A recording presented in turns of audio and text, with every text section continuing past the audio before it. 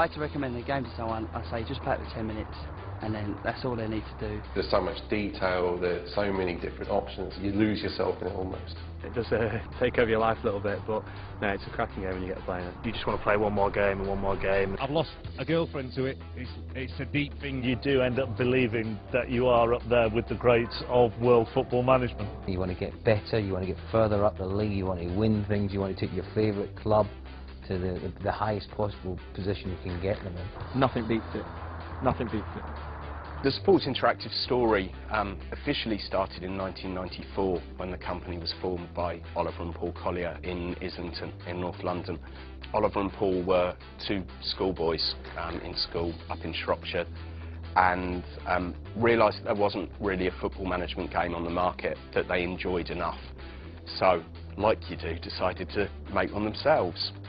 One day one of their friends suggested that they actually sent it down to some publishers down in London. Amazingly, one of the publishers thought that it was really good and decided to pick it up, and they signed to Domark, who later became Eidos, in around '91, and it sold quite well, well enough to get a sequel anyway, and there's been a game released every year since then. Football Manager is more of a job for me. I'd like to say I play it every day without fail, good 2 hours minimum. Good 12-hour stint, something like that. When you get into it, you know, that's the crazy thing, you forget what time it is. Woke up dead early, and I played on it till like 6 o'clock like the next day, and I only ever like left the computer once. Our relationship with Sega has been very strong since we signed with them. I mean, the good thing about working with Sega is they really do understand development and understand that it's the dev studios that make the games and really leave us alone. Football Manager 2005 was our first game with Sega. We had a great first week, went in at #1 in the PC chart and stayed there for some time. We had delivered the best game that we'd ever made and had worked incredibly hard to make sure that that was the case. You don't have to play football to like the game. I don't play other kinds of games, it's the only game that I would ever play. It's almost in a market of its own. I think it's the fact that you feel completely in control of it, you know, every little thing you can manipulate, and you think if something goes wrong it's your fault. You celebrate wins and stuff, and obviously if you win a league or something you're pretty chuffed, so it's just, you just keep playing it. And the winner of this beautiful purple award goes to Football Manager 2007. The success of the game still shocks us every day, really, because we do kind of make the game for ourselves as much as anything. We all play the game a lot, or else we wouldn't be able to keep up coming with the ideas, although we're definitely helped out by our legions of guys on the forums as well. The passion, I think, as much as anything that those people have for the game is just absolutely phenomenal. And again, it's something that really keeps us going. It's not just praise that we appreciate, it's constructive criticism as well, and having someone like Ray Houghton working on the game, the ex-Liverpool and Republic of Ireland player, who literally sits there and tells us when we're getting things wrong, is also very important, because it's really the only way that we're going to be able to improve things.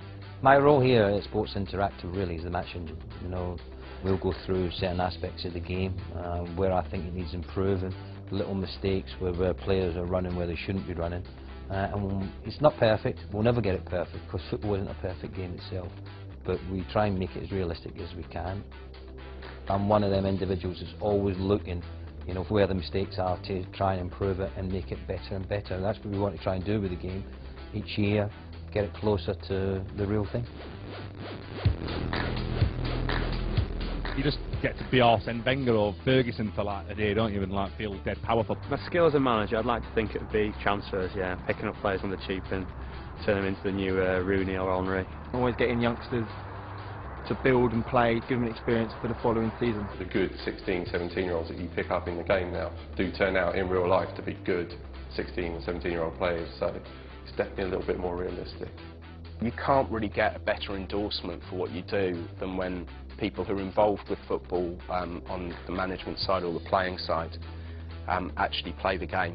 Jerzy Engel, the Poland manager a few years back, was asked the best way to learn how to be a football manager, and he turned around and said that you should play our games, which was pretty cool to see that in the press. We've had Chelsea's ex-chief scout admitting that he uses our database to go and look at players.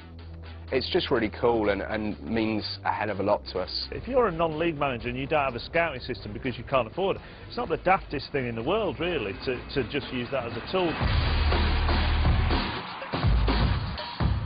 The game gets stronger each year, and we're also very proud that the sales and the critical acclaim have gone up each year as well. With FM 2008, I think we had 22 weeks at #1 in the UK.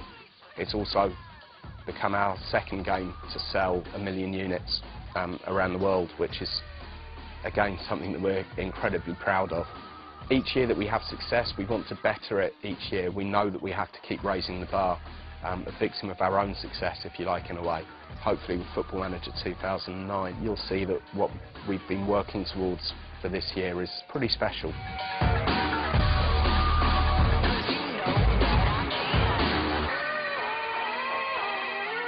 I'm always excited about a new version coming out. There's always new perks to it, a new little twist, so definitely good fun playing it. Can't wait, I'll be the first one to buy it. Or, if you want to send me a copy, that'd be perfect. So we're coming to the end of the development cycle now for Football Manager 2009, for both the handheld version and the PC and Mac version.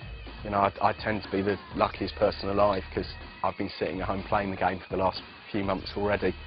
And I really can't wait for everyone else to get the chance to play it as well.